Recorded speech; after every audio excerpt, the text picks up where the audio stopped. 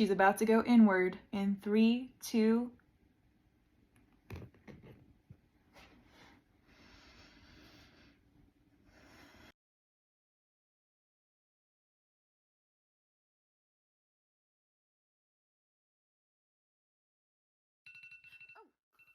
Holy, that is terrible. Oh my gosh.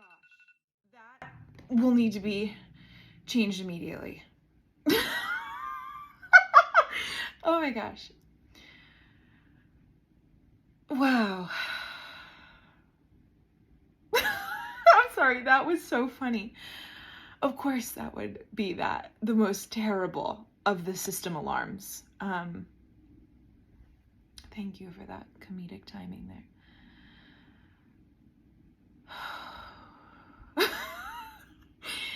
Gosh, I am so grateful that I'm sitting here. You don't understand how this is such a big deal for me. Like, I was just thinking throughout the whole time, like, I've never put my face on video. And when it first started, my eyes were fluttering so much. I was so nervous, and all these thoughts rushing through my head, and I was like, is the video still recording? And like, what if my phone like pops out of its tripod? And like, what, do I look good? Like, I was thinking so many things. I was specifically thinking about my hair. I was like, is my hair looking okay?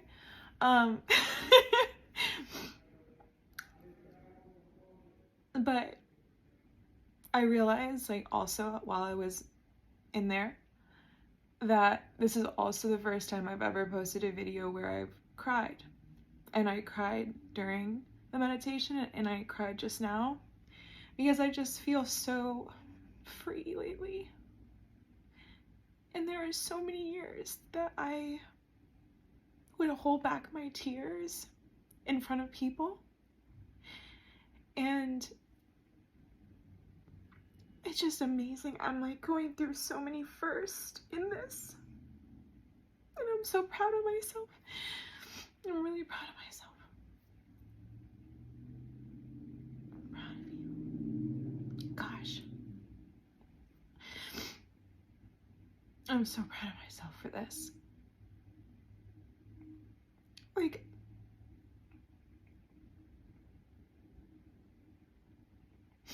I'm pushing past so many fears right now. There would be a version of me, like, I was thinking about this. I took that first video explaining what this daily series is in one take.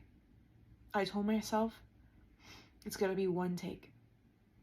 I'm not gonna sit there and I'm not gonna record it 500 times, and I'm not going to zoom in on my face and see if I have a double chin, and, you know, see if my bracelet's on straight, or, you know, does my robe look okay? Do I look fat? I'm not gonna do that. I'm not gonna do that this time. I don't have it in me, you know, to do that. But, you know, you'd be so surprised. Like,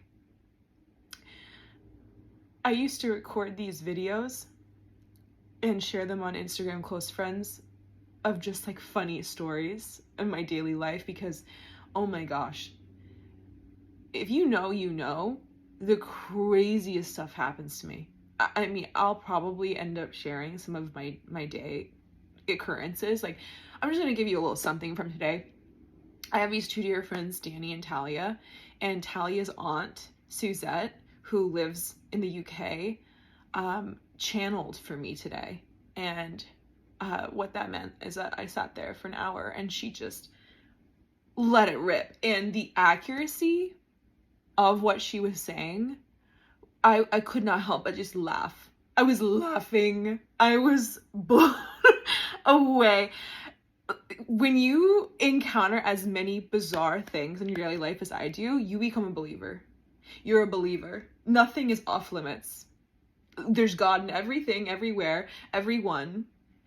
Everything that I see, every person I encounter is God in drag, trying to teach me a lesson, trying to show me what I need to see.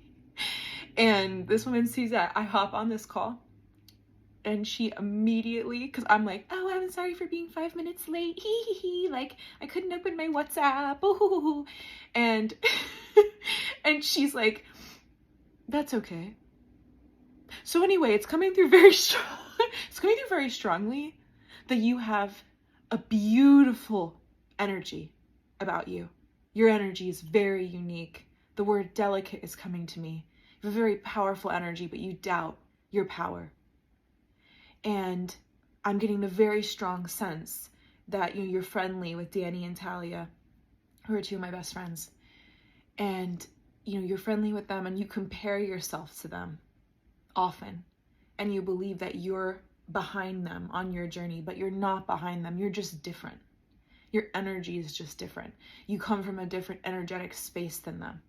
So it's not better, it's not worse, you're not fast, you're not slow, you're just different. And I cannot tell you how many times I have said, you can ask Danny and Talia, the words, I'm behind you guys. Like, you guys are so far ahead of me. I don't even know if I can keep up. I have doubted my value in that friendship before because I'm a slow processor. I'm a very fast intellectual processor, but I'm a very slow emotional processor. So, like, I'll bring this to life. If Danny or Talia, because we just tell each other the truth all the time, we call it the truth triangle.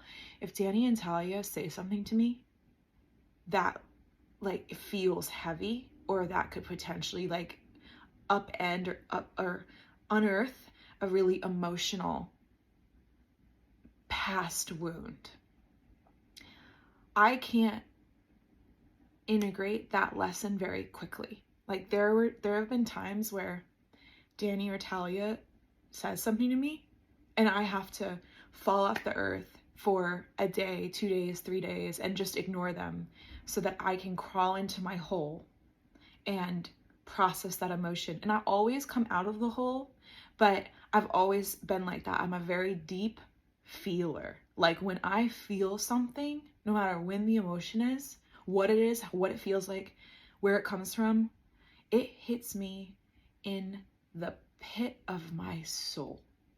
It burns with the intensity of 1,000 suns, my emotions. When I'm happy, I'm happy. When I'm sad, I can't get out of bed. Like, I'll give you an example. Oh, this is a good one. A couple months ago. Oh, wow. I've come so far since this story. I was a different human being. I was a different human being in what I'm about to tell you.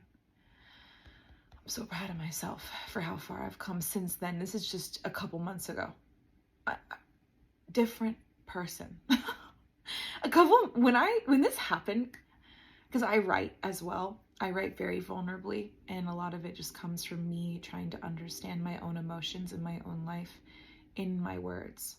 But there was a point, months ago where I wasn't even writing or sharing my writing, and then I started posting it in Instagram stories, so it would like go away in 3 seconds and no one would read it, because who's gonna read like a giant block of text in an Instagram story?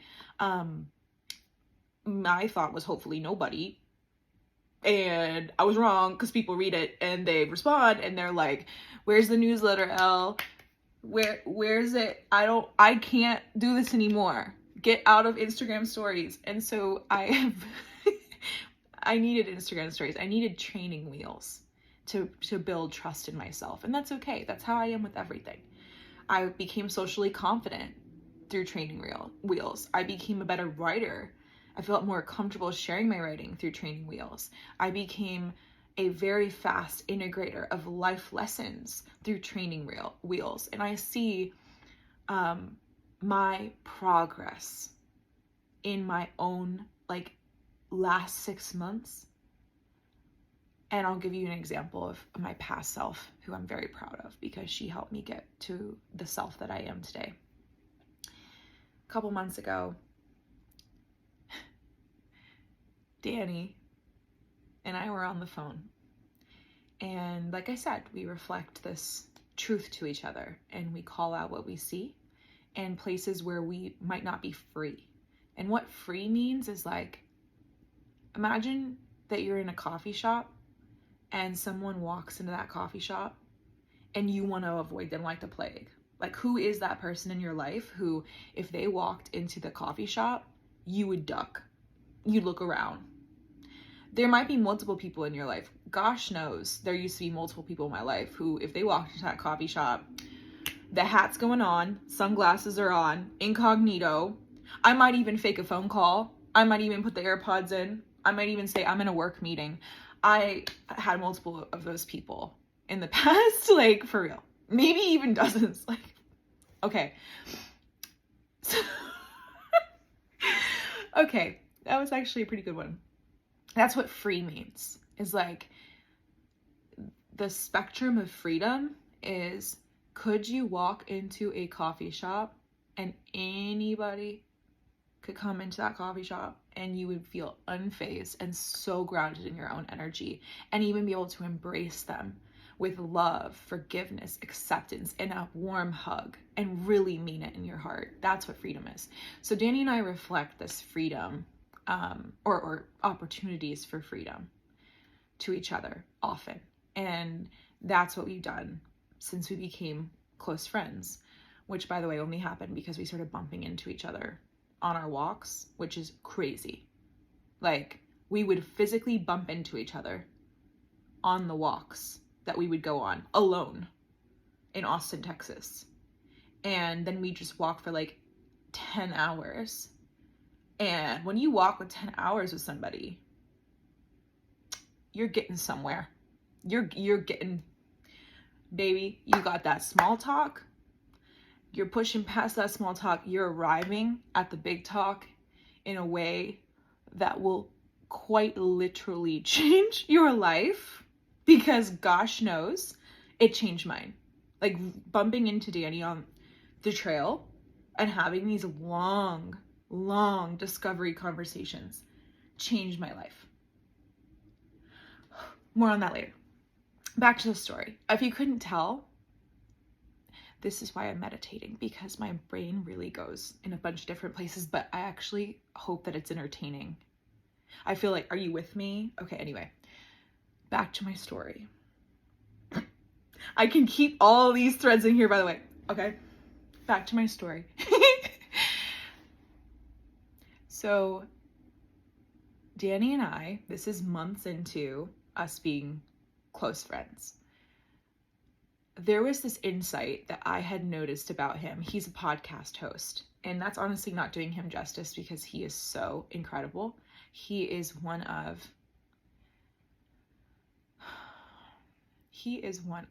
the best men I have ever met.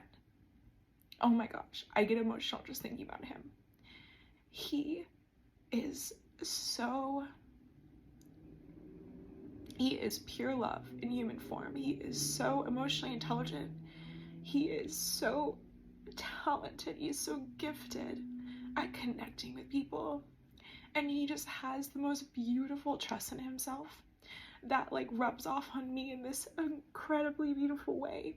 And gosh, I love him so much. He's a very, very special person, and everyone who meets him feels it. Oh man, I'm very lucky to call him a friend. Very lucky. He is a once in a lifetime person, and I cannot believe how lucky I am to have literally bumped into him on the trail and became his friend. Like, I love him so much. Okay. But I noticed, because he's a podcast host and he has these incredible interviews and conversations, and he's done over 400 episodes, and he's amazing. And I've listened to a couple of these episodes, and you know, people like Andy Frisella, Alex Hormozy are on there. Big names, you know, big people. And I noticed that Danny was putting some of his guests on a pedestal, meaning that it felt like he was elevating them above himself and the charge between them wasn't neutral. So what happens when you put someone on a pedestal, no matter who it is, whether it's like someone you admire or it's a love interest, like if you create a dynamic where somebody is higher than you, or you think, oh, this person's better than me, or they're more successful, or they have more money, or they have these personality traits, or they have these things about their character that I so desperately want. I wish I could be like them, right? Or they have something I don't, right? You create that dynamic and it affects the interaction. Like, let me try to bring this to life. Have you ever met somebody who, within like the first minute or two of you meeting, they just pile on compliments to you? Like, oh my gosh, you're so beautiful. Your energy is so gorgeous. I'm obsessed with you. I love you so much. You're incredible. Wow, wow, wow. You're a queen. You're a queen. Have you ever had an experience like that? Or like, bro, I love your, oh my gosh, I love this. I saw this in your writing and your content. Oh my gosh. Or like, you were so good at that. Like, have you ever experienced that? In that moment, I think most people are immediately, like, I wouldn't say shut down, but because it's not deserved, because like you only know me for like less than 2 minutes, I'm sitting there thinking like, I don't know if I can be my full self. I mean, I don't know if I can be my full self with this person. I'm a little thrown off. Like, I'm a little mistrusting of that energy because it's not earned. And I'm not better than you. I don't want you to think that I'm better than you. So if you're going to come at me with this energy of I'm up here and you're down here, I don't know really how to play in that energy because I see us as equals. So if you're going to like effusively say things that make me feel like you think I'm better than you, then I'm going to sit there and be like, how do I exit? How do I exit? That's what it used to do to me because I didn't like I don't know, 2 months ago, because I didn't quite know how to handle it. And like the praise and the energy really was confusing. I did not know what to do with it, genuinely. But I would shut down and I would feel off. I would feel very weird about the interaction. And I would just try to like, I'd approach them with love and be accepting. Thank you so much. I so appreciate it. But if it would continue and continue, I would have this like gut level reaction to exit the interaction.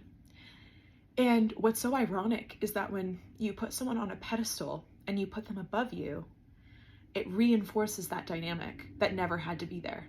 So when you put somebody on a pedestal, you eliminate any chance that you could actually connect with them, because you can only really connect with people when you're in the same energy. Because when you're in the same energy, think about energy as a charge, right? When you're in the same energy, if I have a charge of 50 and you have a charge of 50, here we are. We're meeting in the same charge of 50. But if you're at 90 and I'm at 50, this is really hard to square now. So you have to neutralize the charge in order for somebody to feel like, oh, I'm with you. We're relaxed. We're having a good time. We're floating through life together. We're on this floating rock. And you're not better than me. We are the same person. We are one. What's up, bro? That's the energy, right?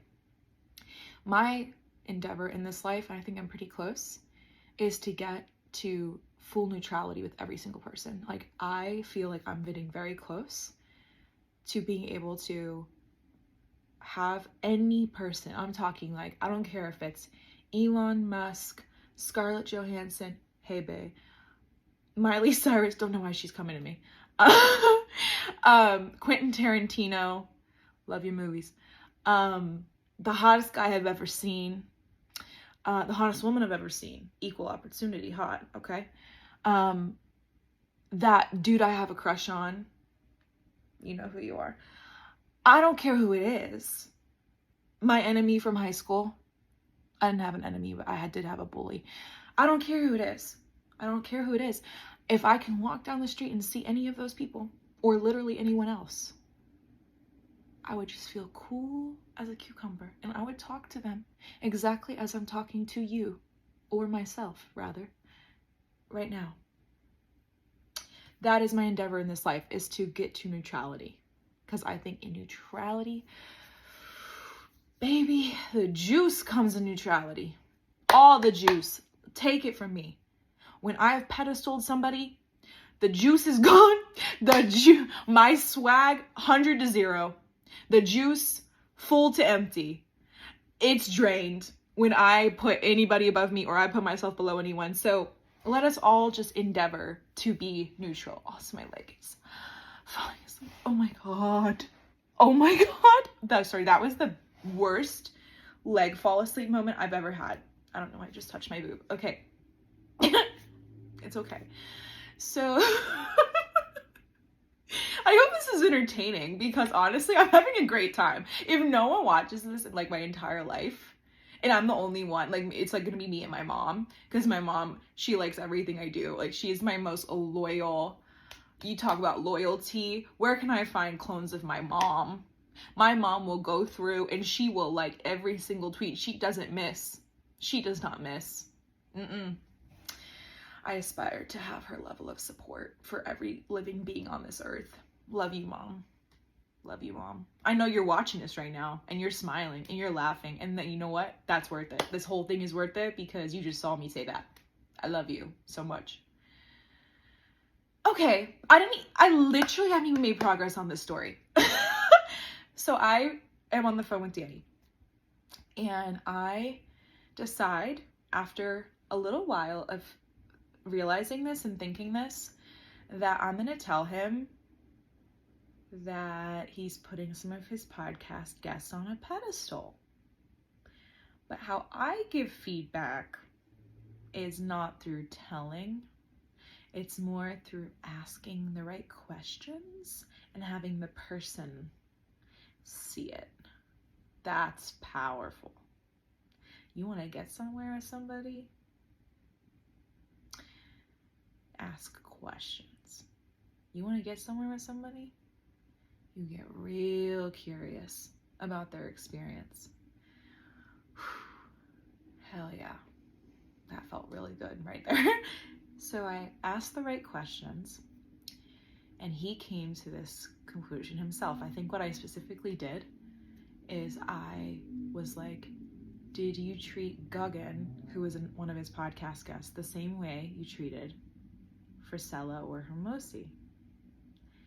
And I remember like the typing bubbles were there and they were gone, and they were there and they were gone, and they were there and they were gone. I was like, oh, I got him. She cooked.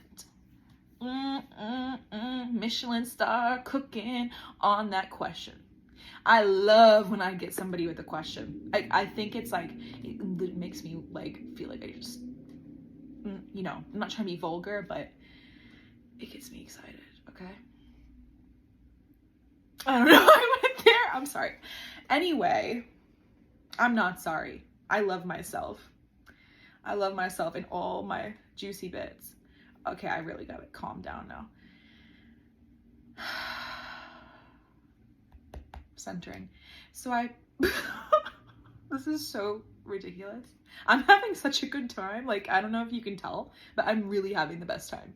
Like, I think this is one of the most fun videos I've ever recorded in my life. Thank you for watching. If you are watching, like, can you let me know if you watched it to this point? Because I love you so much. Like, be my friend. I love you so much. Okay. So I reflect this to Danny, and he's a fast emotional integrator. Like I was saying, like, you know how I said I'm a slow integrator, slow processor? He's fast. So I could tell him a truth and he will just get that truth. I mean, he will knock my socks off with the speed of, you're putting your guest on a pedestal. 2 minutes later, you're right. And it's because of my relationship with my dad. And I know exactly what it is. Thank you. I consider it fixed. Consider it handled. And I'm just like, wow. So we have this moment with him. We get to the root. We process it. We make it happen. And then the little bugger turns the tables on me. oh goody, because that's what we do. So it's like, you know, it's truth sharing. We don't plan for it to be like that, but it honestly is so reciprocal that it blows my mind. I don't, there must be like a higher power moving through us when we do these conversations, because it will end up being like half Danny, half me most times. And it's incredible. So it moves over to me, and then he saw me write a story about how this guy came up to me. Okay, some context. I host these weekly walks. I've done over 76 of them in Austin and over 20 in San Francisco. And they're for meaningful conversation lovers. So I bring together strangers, essentially, anybody who shows up, to walk 5 miles and have these incredible conversations. And it has literally magnetized everything good in my life. I'm not even kidding. Like, it is the most important thing I've ever done. I love it so much. I could cry talking about it. I'm so obsessed with it. I love, love, love, love, love my walks so much. They're called the boardwalks. If you're in Austin, San Francisco, come join us. If you are that kind of person who like loves deep conversations and loves chicken soup for the soul, meaningful conversations, just come find us for real. But anywho, not to go on another tangent, I wonder if like over time my tangents will reduce because I'm meditating, because like as you can tell, there's a lot going on up in this baby, but I'm kind of charming, so it's fine. But anyway, there's a guy, because I've done 76 of the walks in Austin, there's this guy who comes on the walks, but because there's like, you know, anywhere from 50 to 80, we even had over 100 the other day, oh my gosh. There's like a lot of people who come. I don't get one-to-one intimate time, like really deep time with every single person. There was this one guy who I got such great energy from, but I just never had a locked-in conversation with. And I'm in Chipotle eating, and he walks through the door and he comes right up to me and he's like, how did you find your life's purpose? I'm sat. Consider me invested. That's fantastic. That's a fantastic question. That is what I like to call a pattern disrupt. That is the kind of question that stops you dead in your tracks and makes you pay attention. If I could give you one piece of advice, it is be that person. You want to stand out? Be that person. And it's not that hard. You could have the same pattern disrupt question for everybody. The guy in the elevator, me at Chipotle, the bus driver. You could just, you know, run the track on loop. And every single person who gets that from you will be like, dang, I remember that person. That person gave me something that nobody else gave me. It's amazing. So if he had said, by the way, oh, how are you? I would have just kept it moving. I do not like engaging in conversations like that. And I really enjoy eating my food slowly, even if it's a Chipotle bowl. So he and I started talking, and then pretty far into this conversation, we talked about so much. I think we felt, you know, comfortable with each other. And I'm very open, obviously, as you can tell. I've told you so much in this. Thank you for listening. And really far into this conversation, he's like, hey, you know, I've been wondering something. Me and my girlfriend Nizia really wonder why you're single, because we just find you to be so wonderful. And we actively talk about this sometimes, and we're like, oh, do you think it's because, you know, she's a host and she does all these things and she's really smart, and like maybe she has too much masculine energy? But then they're like, no, because she's so feminine and she's literally flies around like a fairy and is goofy and playful and just like sunshine in human form. And he did say all this, by the way. Like, I know this is sounding cringe because I'm recounting this to you, but we can call him up. I could phone a friend and confirm that he said this. Okay. So he says this, and he's like, are you looking for love in your life? Because we can't figure out why you're single. And I was like, wow, what a question. And so I was like, yeah, of course I'm looking for love in my life, but you know, I don't need it. it's not coming from a place of lack. I'm not doing a very good job at finding it because I don't really go out on dates. I don't put myself out there at all.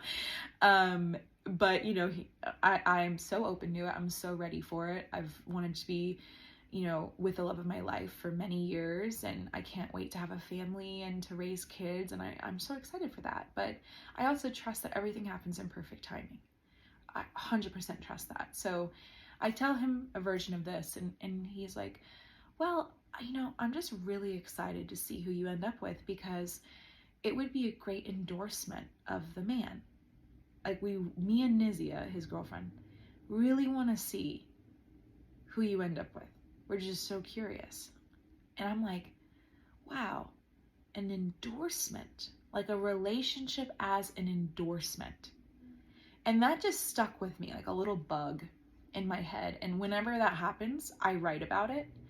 So I wrote about this interaction and reflected on how, if your romantic partner is an endorsement, you know, let's play with that, then that means that if you both were to be invited to a party, and let's say, or it could be like a work happy hour, or it could be a Christmas party, or it could be a friend's birthday, or like, let's imagine you're the president of the United States and like it's your spouse, who would you trust and really like be so excited to stand in for you and to represent you so well?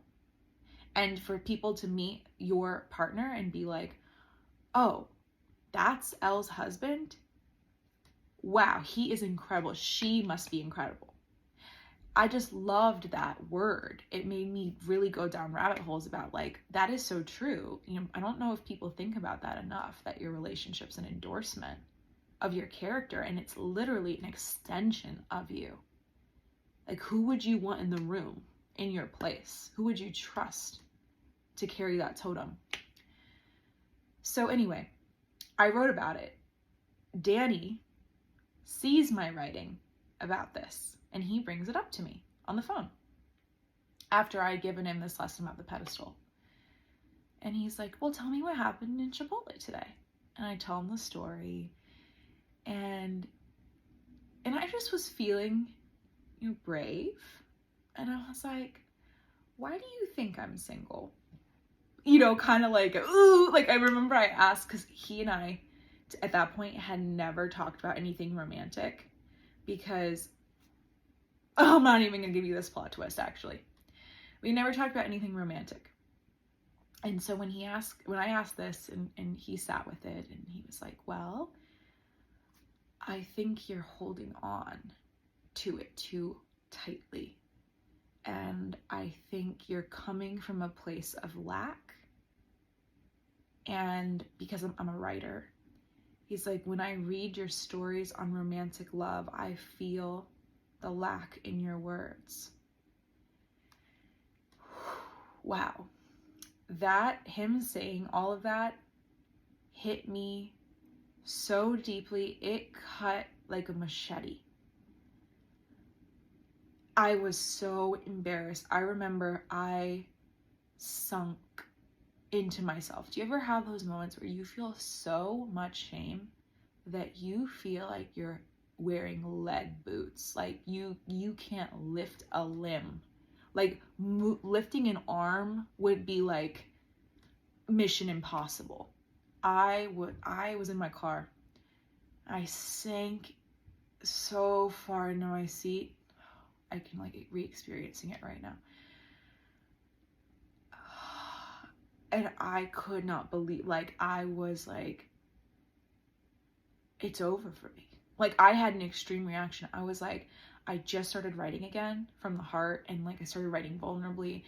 And him saying that, my gut reaction was, oh my God, he doesn't get me. Oh my God, I'm so stupid. If he thinks this, everyone thinks this, and like I'm sabotaging myself. And like, how did I miss this? And how could he feel like there's lack in my words? Like, I feel like my words are so fun and abundant, and like I love writing about love, and like, how could he think this? And I was just running through so many insecurities, and I got quiet. And the thing about my energy is it's very obvious. If I'm upset, I'm upset. Like I told you, I feel deeply. So if I shut down, like I'm going from 100 to 2. Like I'm there, but I am on the way out, baby. I'm almost unconscious.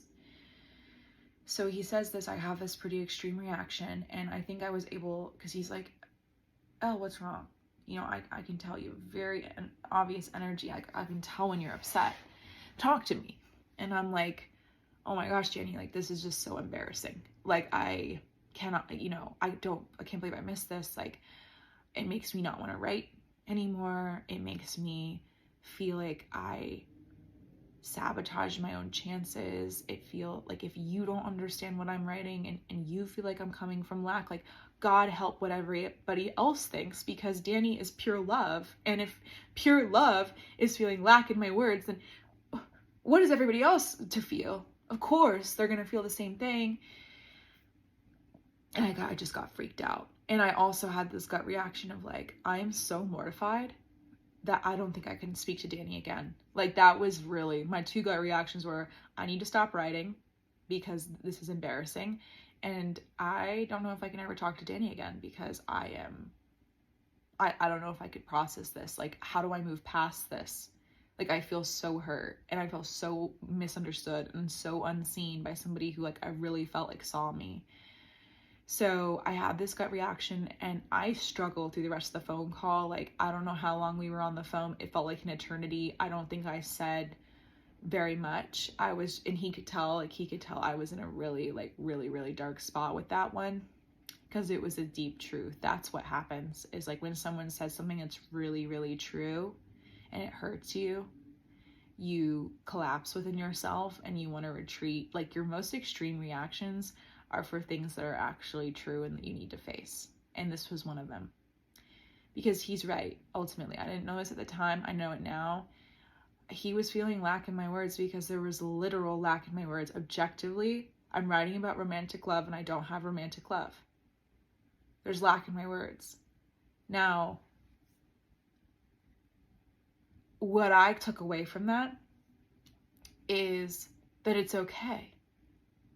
I think that was the hard part for me, is that there's a lot of shame around there being lack in my words. There was a lot of shame because I was embarrassed and I was like, oh, I never considered that people would read those stories about love and be like, oh, but she doesn't have love. And I never can, but also why does it matter? Because if I was really, full of love and writing authentically, which I am, authentic writing means, or authentic creating, or even just authentic existing, means that you're coming from every single emotion imaginable. And all of them are good. All of them are okay. All of them are acceptable. The problem I was getting myself into is that I was telling myself that it wasn't okay, it wasn't acceptable to be coming from a place of lack. And of course it is. Of course it is. The most powerful thing in the world is to just write from or create from where you are, or to exist from where you are. That's authenticity. Is like, if you're sad, be sad. If you're happy, be happy. If you want to sit here and record, how long have I been speaking? A 30-minute video? Do it. It's like real authenticity has every shade on the color spectrum. And there's not certain shades that are good and certain shades that are bad. There's just shades. And we embrace them all and we accept them all. And we recognize that when you live in the truth of whatever shade you're in, whether it's happiness, sadness, joy, grief, anguish, you just live in whatever you are. That is so powerful. You do not need to put on a mask, and you do not need to be something you're not, or contort yourself, or be like, oh, I'm fine, everything's fine, and like, I don't have love in my life, but I don't want love. That's not true. That's just not true. Like, at that time, I didn't have romantic love in my life, and I was writing about romantic love, and that's okay. Who cares? The only person who can judge you is yourself. The shame comes in where you let other people judge you. So if you're showing up authentically, who gives a hoot? Who gives a hoot or a holler? Because the only person who can judge you at the end of the day is you. So if it feels good to you, or not even good, if it feels true to you, that's my baseline. Am I coming from truth right now? If I'm happy, I'm happy. If I'm sad, I'm sad. If I'm in anguish, I'm in anguish. If I want to create, I create. Am I living every moment in that place of delicious, juicy truth? If I am, great. I do not care your reaction to it. You have to get to that place. I mean, that's a huge part of my journey. There's a lot you got to unlearn, a lot of filters you got to take off in order to have that sink in, really. Because it sounds really simple, but like, holy crap, was it a journey for me to get to what I'm telling you right now. Like, I can say this so passionately. Like, if I was recording a video on this, first of all, I never would be, because I was so hard on myself that the only thing I'd be able to think about is like, oh my God, I need to take 50 takes. And me doing one take of anything like a year ago would be unbelievable to me. I think I didn't even finish saying this in the very beginning. I used to do these Instagram close friends videos where I would just riff about my life and the crazy things that happened to me. Kind of like I'm doing right now.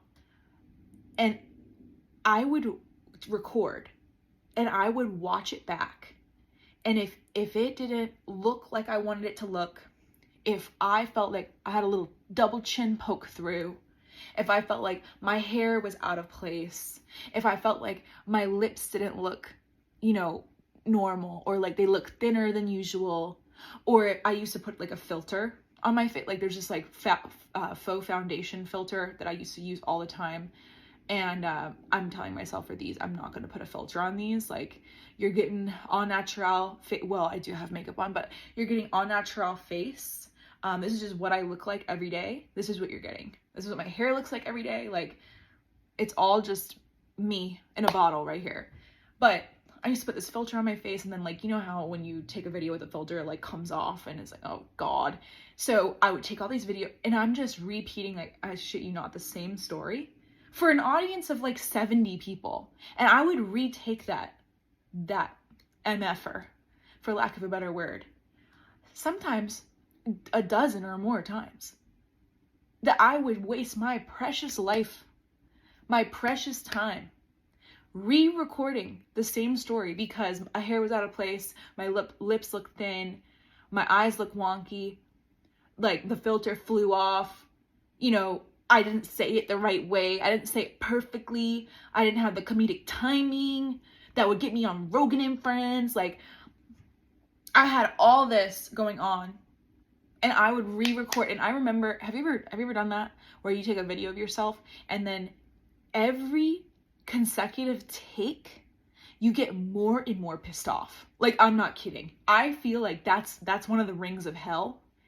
is if you were doomed, like Sisyphus with the rock, if you were doomed to take the same video of yourself over and over and over and over and over again until the rest of eternity,